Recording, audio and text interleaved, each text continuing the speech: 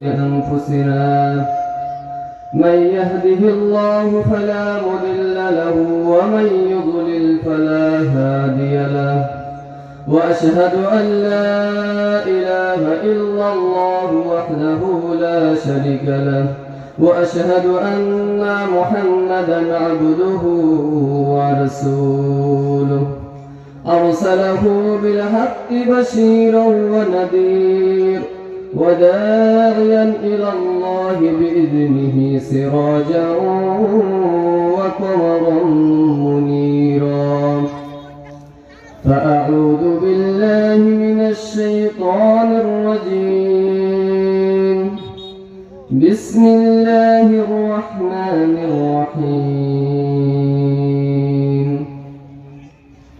ألف لام ميم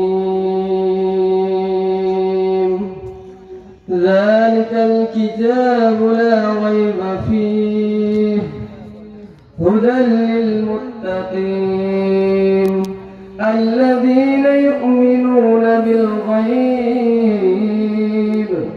ويقيمون الصلاة ومما رزقناهم ينفقون صدق الله العظيم আলহামদুলিল্লাহ সমস্ত প্রশংসা সেই মহান রব্বুল আলামিনের দরবারে যে মহান রব্বুল আলামিন আমাদের এই গ্রামের মাঝপাড়ায় যুব সমাজের উদ্যোগে একটা ঐতিহাসিক তাফসীরুল কুরআন মাহফিলের দেওয়ার সুযোগ করে দিয়েছেন এবং আমাদের কিছু কথা বলবার এবং শুনবার তৌফিক দিয়েছেন। এ কারণে সেই মহান রব্বুল আলামিনের দরবারে আমরা সকলেই দিল থেকে শুকরিয়া আদায় করি। সকলে বলে আলহামদুলিল্লাহ আলহামদুলিল্লাহ। আমি আপনাদের সামনে কুরআনুল কারীমের সূরা বাকারার শুরু থেকে কয়েকটি আয়াত তেলাওয়াত করেছি। উক্ত আয়াতের উপর আমি কিঞ্চিত পরিমাণ আলোকপাত করব। ওমা তৌফিকুল আজিজুল আল্লাহ। আল্লাহ রাব্বুল আলামিন কুরআনুল কারীমের ভিতরে বলেন আলিফ লাম মিম। এটা আলিফ লাম মিম এটা বিভিন্ন মানুষ বিভিন্ন ভাবে ব্যাখ্যা করে, কিন্তু এটার মূলত যে কি ব্যাখ্যা এটা কেউ জানে না। এ কারণে আমরা বিভিন্ন মুফাসসির কেরাম এটা বলেন যে এটা আল্লাহু আ'লাম বলে রেখে দাও, এটা তোমার ব্যাখ্যা করার কোনো প্রয়োজন নেই। কারণ যেখানে রাসূল সাল্লাল্লাহু আলাইহি সাল্লাম এবং সাহাবে তাবেঈন কেউ ব্যাখ্যা করেনি, সেখানে তুমি কেন ব্যাখ্যা করতে যাবে? তুমি কেন ভুল ভ্রান্তি ব্যাখ্যা করে মানুষকে বিভ্রান্তি করে ফেলবে? এ কারণে এইটা তোমার কোনো ব্যাখ্যা করার প্রয়োজন নেই, আল্লাহু আ'লাম বলে ছেড়ে দাও। আল্লাহ রাব্বুল আলামিন দ্বিতীয় আয়াতে বলেন যালিকাল কিতাবু লা রাইবা ফীহ। আল্লাহ রাব্বুল আলামিন বলেন যালিকাল কিতাবু লা রাইবা ফীহ, আমার এই যে কিতাব, এই কিতাবের ভিতরে কোনো সন্দেহ নেই। পৃথিবীর শুরু থেকে আজ পর্যন্ত এমন কোন মানব, এমন কোন লেখক, এমন কোন গবেষক জন্ম নেয়নি যে তার কিতাবের শুরুতে সে বলে দেয় না যে এই কিতাবের যদি কোনো ভুল থেকে থাকে তাহলে আমাদেরকে আপনি জানাবেন, আমরা পরবর্তী সংস্কারে এটা সংশোধন করে দেব। কিন্তু আল্লাহ রাব্বুল আলামিন তিনি শুরুতেই দ্বিতীয় আয়াতে বলেছেন যালিকাল কিতাবু লা রাইবা ফীহ, আমার এটাই এমন একটি কিতাব যে কিতাবের ভিতরে কোনো সন্দেহ নেই, কোনো গবেষক ধরতে পারেনি, কোনো সন্দেহ ধরতে পারেনি। এই কিতাবের ভিতরে জাহিলি যুগের বিভিন্ন মানুষ বিভিন্ন ভাবে বিভিন্ন সূরা তৈরি করতে চেয়েছিল, কিন্তু তারা কোনোভাবে এই কোরআনের ভিতরের মতো একটি সূরা বানাতে সক্ষম হয়নি। আল্লাহ রাব্বুল আলামিন তো তিনার কুরআনুল কারীমের ভিতরে নিজেই চ্যালেঞ্জ করে বলছেন ফাতু বিসূরাতিন মিন মিসলিহি ওয়াদউ শুহাদাআকুম মিন দুনিল্লাহি ইন কুনতুম সাদিকিন। আল্লাহ রাব্বুল আলামিন কুরআনুল কারীমের ভিতরে বলেন ফাতু বিসূরাতিন মিন মিসলিহি, তোমরা যদি এতই পারো, তোমরা যদি এতই জ্ঞানী হও, তোমরা যদি এতই সব কিছু পারো, তাহলে এই অনুরূপ ছোট থেকে একটা ছোট সূরা নিয়ে এসে তোমরা দেখাও কেমন ভাবে তোমরা এই ছোট থেকে ছোট সূরা নিয়ে আসতে পারো। অনুরূপ একটা সূরা নিয়ে আসো। পৃথিবীর শুরু থেকে এই পর্যন্ত কুরআনুল কারীমের মতো এত ফাসাহাত বালাগাত এবং সাহিত্যপূর্ণ শব্দ দিয়ে কোন লেখক কোন গবেষক এমন কোন শব্দ তৈরি করতে পারেনি, এমন কোন আয়াত তৈরি করতে পারেনি।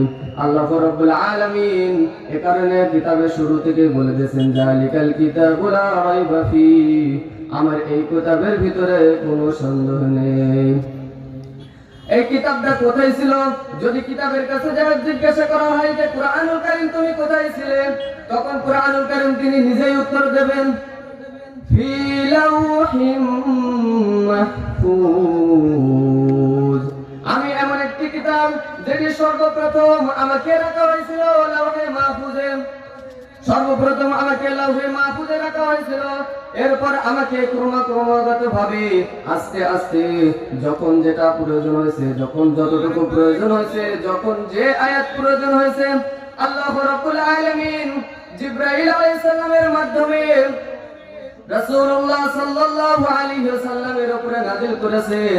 প্রথমে প্রথম আসমানে নাযিল করেছেন, এরপরে প্রথম আসমান থেকে ক্রমাগত ভাবে দ্বিতীয় আসমানে নাযিল করেছেন। এরপরে আল্লাহ রাব্বুল আলামিন জিবরাইল আলাইহিস সালামের মাধ্যমে রাসূল সাল্লাল্লাহু আলাইহি ওয়াসাল্লামের উপরে নাযিল করেছেন।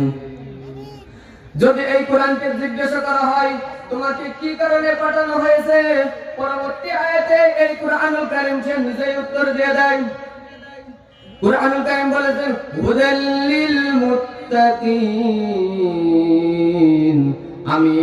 আমি নাযিল হয়েছি, আমি অবতীর্ণ হয়েছি মুত্তাকিদের জন্য হেদায়েত স্বরূপ।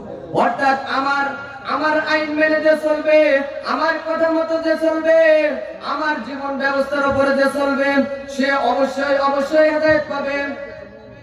কারণ আল্লাহ রাব্বুল আলামিন তো নিজেই বলে দিয়েছেন যে হুদাল লিল মুত্তাকিন। এখানে একটা সন্দেহ, একটা প্রশ্ন হয় যে কোরআন তো সমস্ত মানবের উপরে নাযিল হয়েছে, কিন্তু কেন আল্লাহ রাব্বুল আলামিন শুধু বললেন যে হুদাল লিল মুত্তাকিন, কেন মুত্তাকিদের জন্য হেদায়েত স্বরূপ? এখানে একটা প্রশ্নের উত্তর হলো যে আল্লাহ রাব্বুল আলামিন যাকে হেদায়েত দান করবে, সে মুসলিম হোক অথবা কাফের হোক, আল্লাহ রাব্বুল আলামিন তার জন্মের পর থেকেই তার ভাগ্য লিখে দিয়েছেন যে এই হেদায়েত পাবে। এই কারণে আল্লাহ রাব্বুল আলামিন হুদাল লিল মুত্তাকিন বলে দিয়েছেন। আল্লাহ রাব্বুল আলামিন পরবর্তী আয়াতে বলেন আল্লাযীনা ইউমিনুনা বিল গায়ব, যারা ওই ব্যক্তি ওরা হলো ঈমানদার। আল্লাযীনা ইউমিনুনা বিল গায়ব, যারা গায়বের প্রতি ঈমান আনবে। এই গায়বের প্রতি ঈমান আনবে কারা? আর এই গায়বগুলো কি? অর্থাৎ যে অদৃশ্য জিনিসের উপরে ঈমান আনতে বলেছেন আল্লাহ রাব্বুল আলামিন, এই অদৃশ্য জিনিসগুলো কি? তখন এই অদৃশ্য জিনিসগুলো হলো আমানতু বিল্লাহি, আল্লাহ তাআলার প্রতি ঈমান আনা। আমরা কখনো আল্লাহ তাআলাকে দেখিনি, তবু আল্লাহ তাআলার উপরে আমাকে আপনাকে ঈমান আনতে হবে। ওয়া মালাইকাতিহি, এবং ফেরেশতা সমূহ যে আছে সেই ফেরেশতা সমূহের উপরে ঈমান আনতে হবে। এবং ফেরেশতা যে আমাদের ভিতরে আছে, বিরাজমান আছে, আমার আপনার দুই কাঁধে মুনকার নাকির আছে, এটাকে আপনাকে বিশ্বাস করতে হবে। আমরা তো কোনো সময় ফেরেশতাকে দেখিনি, তবু আমরা আমাদের ওই ফেরেশতার উপরে ঈমান আনতে হবে। এরপরে ওয়া মালাইকাতিহি ওয়া কুতুবিহি, এবং আমরা তো আমাদের উপরে যে কুরআন নাযিল হয়েছে এটা তো আমরা দেখছি, কিন্তু আমাদের পরবর্তীতে অনেক কুরআন নাযিল হয়ে অনেক কিতাব নাযিল হয়েছে যেটাকে আমরা দেখি নাই। এগুলোর উপরে আমাদের ঈমান আনতে হবে। ওয়া রাসূলিহি, এবং আল্লাহ রাব্বুল আলামিন যে সমস্ত রাসূল প্রেরণ করেছেন পৃথিবীর শুরু থেকে শেষ পর্যন্ত, রাসূলুল্লাহ সাল্লাল্লাহু আলাইহি ওয়াসাল্লাম পর্যন্ত যে সমস্ত রাসূল প্রেরণ করেছেন, সমস্ত রাসূল সত্য, সমস্ত রাসূল আল্লাহ রাব্বুল আলামিনের পক্ষ থেকে নাযিল করেছেন, আল্লাহ রাব্বুল আলামিন পাঠিয়েছেন। এটা আমার আপনার অন্তরে বিশ্বাস করে নিতে হবে। ওয়াল ইয়াউমিল আখির, এবং কাল কিয়ামতের দিন, অর্থাৎ যে দিনে আমার আপনার কোনো উপায় থাকবে না, আমার আপনার কেউ সাহায্যকারী থাকবে না। ইয়াউমা ইয়াফিরুল মারউ মিন আখিহি ওয়া উম্মিহি ওয়া আবিহি ওয়া সাহিবাতিহি ওয়া বানিহি। আল্লাহ রাব্বুল আলামিন বলেন, সেই কাল কিয়ামতের দিন, যেদিন আমার আপনার কোনো সাহায্যকারী থাকবে না, তখন মানুষ ইয়া নাফসি বলে দৌড়াতে থাকবে, এবং এবং এবং তার ইয়াউমা ইয়াফিরুল মারউ মিন আখি, ইয়াউমা ইয়াফিরুল মারউ মিন আখি, মানুষ সেদিন তার ভাই থেকে পালাবে, ওয়া উম্মিহি ওয়া আবি, এবং তার মা তার ভাই তার সন্তান থেকে পালাবে, বাপ তার সন্তান থেকে পালাবে, ছেলে তার বাপ থেকে পালাবে, স্ত্রী তার স্বামী থেকে পালাবে। সেদিন সেই কিয়ামতের দিন যে সত্য, এটা আপনাকে আমাকে বিশ্বাস করতে হবে।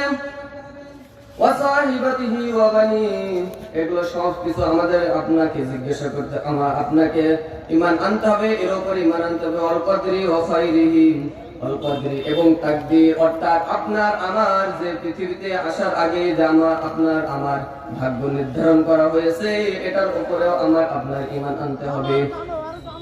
ওয়া খাইরি, এবং যে আমাদের ভিতরে আমরা বিভিন্ন কাজকর্ম করি, বলে এটা ভালো হয়েছে, এটা খারাপ হয়েছে, সবকিছুই আল্লাহ তাআলা করে, এটা প্রতিও আমাদেরকে ঈমান আনতে হবে।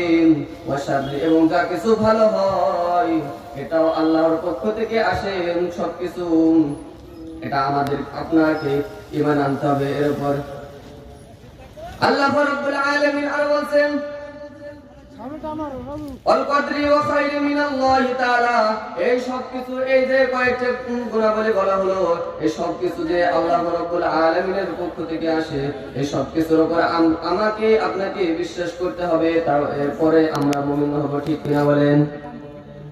আল্লাহ রাব্বুল আলামিন আমাকে আপনাকে